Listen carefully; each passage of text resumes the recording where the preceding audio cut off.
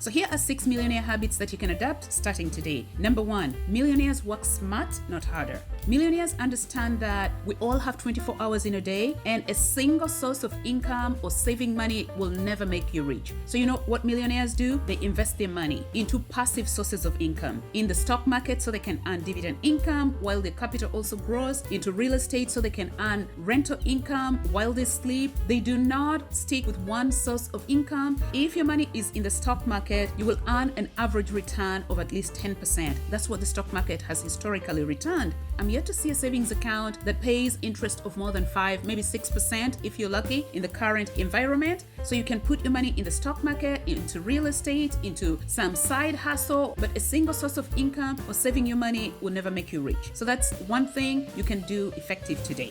Number 2, millionaires make sure that they minimize their taxes, and tax containment is a key strategy in their money goals. Taking advantage of tax breaks and incentives is key to building wealth, and you can start in the most basic place by using your tax-free accounts or tax-sheltered accounts like the 401k, the Roth IRA, the RRSP, the TFSA, FHSA in Canada, the ISA for people in the UK, superannuation, and in most countries you'll find that the government has investment accounts that allows people to shelter some of their money away from the taxman. Find that in your country and make the most of it. Most of your money will grow tax-free in these accounts, and in some instances all the money that grows in the tax-sheltered accounts, including at the time of withdrawal, is tax-free. In other cases, you contribute money now while you're earning a lot more money, and then when it comes time to withdraw it much later in life, when you're closer to retirement, you're in a lower tax bracket, and so you're withdrawing the money at a lower tax rate, and all the growth within their account would have been tax-free. So consider putting money in your tax-free accounts. That is a gift from most governments you will not get easily. Taxes are going to be the largest expenses over our lives. Put in some effort to try and minimize that. The other thing to note is that employment income is the most highly taxed form of income. So try and diversify your sources of income. Put some money in the stock market and earn dividend income. Invest in side hustles because you can write off a lot of expenses associated with side hustles or self-employment, including your travel expenses or transportation, even your house and utility bills that you use to generate this side hustle income you can expense when you file your taxes. So try and diversify your sources of income to minimize your tax hit. Other tax credits are like contributions to charity or political organizations, all the different credits that are available to you. Make sure that you're informed about them so that you're not leaving money on the table. Now, I'll interrupt the video a little bit for some housekeeping. If you enjoy content like this, please consider liking and subscribing. It encourages me to keep making these videos. I'd like to reach as many people as possible. The other thing to keep in mind is that, as always, this video is meant for entertainment and education purposes only. It does not constitute financial or investment advice. Let's move on. Number 3, millionaires delay gratification. This is something most of us can do, and it will help us reduce our spending. The typical millionaire, as I mentioned earlier, is straight out of the Millionaire Next Door. They're not flashy, they're not showy, they're not influenced by the Joneses, they're not impacted by FOMO. When they're on social media, they're consuming the right content. If you go on social media, make sure that you're consuming the right content. You're not watching the Joneses showing off their massive closets or their expensive cars and gadgets and McMansions, but you're online to look at people who are sharing financial knowledge, people sharing their financial experiences on YouTube, on TikTok, on Instagram. By watching people who are turning their financial fortunes around, you will learn some tips and tricks that you can apply to your own circumstances. Being more purposeful on your money goal will also help you delay gratification. Hang out with people, family and friends who are also seeking to improve their financial fortune or build wealth. That way you're feeding off each other. If you hang out with people who are just going about their lives, vacationing and having lifestyle creep set in every time they come into more money, you will be influenced in that direction. So be purposeful. Make sure you're surrounding yourself with the right kind of people that help you focus towards your goal. That way you're reaching your goals and have guilt-free enjoyment because you've reached your goals. Delaying gratification for a period of time so you achieve your financial goals is something that comes easy for millionaires because they're very focused, they're very purposeful, and that's something that most of us can do. The other way to delay gratification is to keep engaged in productive activities that feed your financial goals or your wealth building goals. Find other sources of income. Improve your financial skills. Number 4, millionaires do not simply speak the language of money. They also know that financial literacy and skills are a key asset on their path to building wealth. This is something that most of us can do. Most millionaires start teaching their children about money at a very young age. I read an article a few years ago, I think, in the New York Times that say that Donald Trump became a millionaire at the age of 8. It's because his father was a shrewd businessman and focused on building wealth. We can all do this for our children or for ourselves. Start by reading finance books. The Millionaire Next Door that I've talked about frequently is a great book for anyone who would like to keep away from FOMO. The Psychology of Money, The Simple Path to Wealth, Rich Dad, Poor Dad. I have a list of some of my favorite finance books in the description section below of this video. Look at those and research other books and find some financial books to improve your financial literacy. Just because you were raised in a family in which people did not talk about finances does not mean you should stay there forever. So read some books.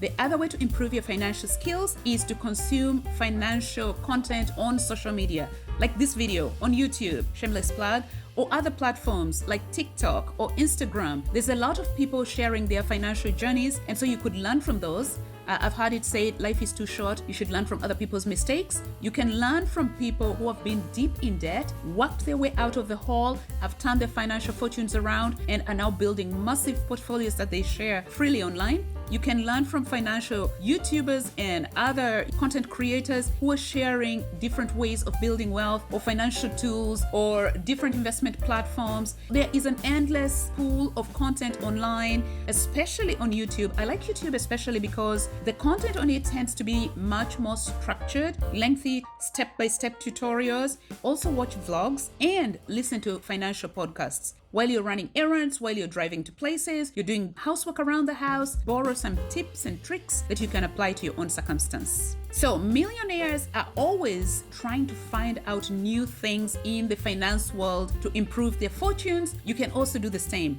Number 5, millionaires are not afraid to use leverage. The rest of the world call it debt. It's a 4-letter word. It's scary, so you don't want to touch it. But debt can be a very helpful tool in the process of building wealth. Debt allows you to increase your asset base dramatically in a very short time. Think of buying a property, for instance. If you wanted to buy a $500,000 house with $100,000, which is 20%, you can acquire a $500,000 house. You can, with a $400,000 leverage or debt, acquire a $500,000 house because all you need as a down payment is 20%, $100,000. The other way you can use debt is to improve your skills so that you increase or improve your earnings potential.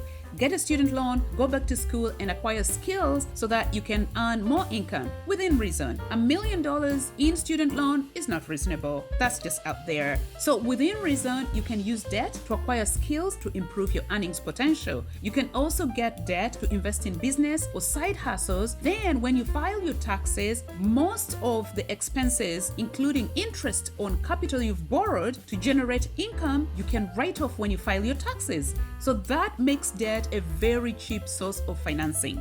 Here is another way to use debt if you're skilled enough. The rich use their assets as security to borrow money that they can turn around and invest. Because they borrow money at a lower rate and the returns on this borrowed money is higher, that way they're growing their wealth at an exponential rate within a short time. Here's what I mean. The stock market has historically returned an average of 10%. Some years it's so good, like last year, 20%. So if you borrowed money, if you borrowed $500,000 and your interest rate was 5 or 6% and you earned 23% last year, guess what? You came ahead. So the rich also borrow money and use it to invest, knowing that they can write off the interest because they're using the loan or the debt to generate income.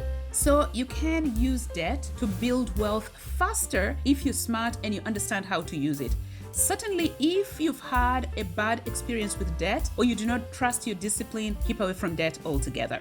Number 6, another millionaire habit you want to start today on your money journey, if you do not already have this, is to have a goal. Millionaires do not just set out to build or accumulate wealth. They have a goal, a why, and most of us should have that. That keeps you focused because most of the activities you do are designed to support this goal. If you're building generational wealth, then you know that's your focus. You have a timeline, which is forever. And so you're planning to set systems that will keep on feeding your wealth building journey.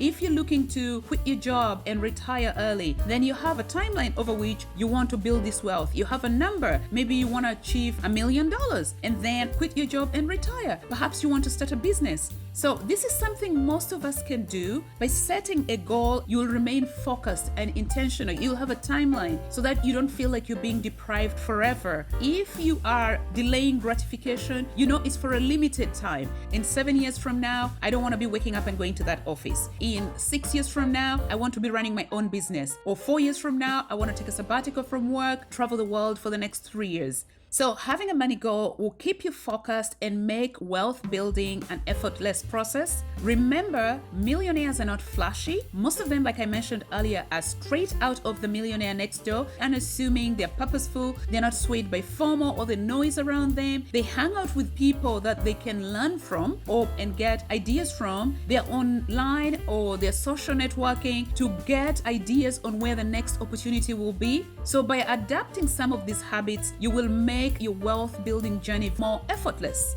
Anyway, I hope you enjoyed this video and found it helpful. If you did, please consider liking and subscribing. Thank you for watching.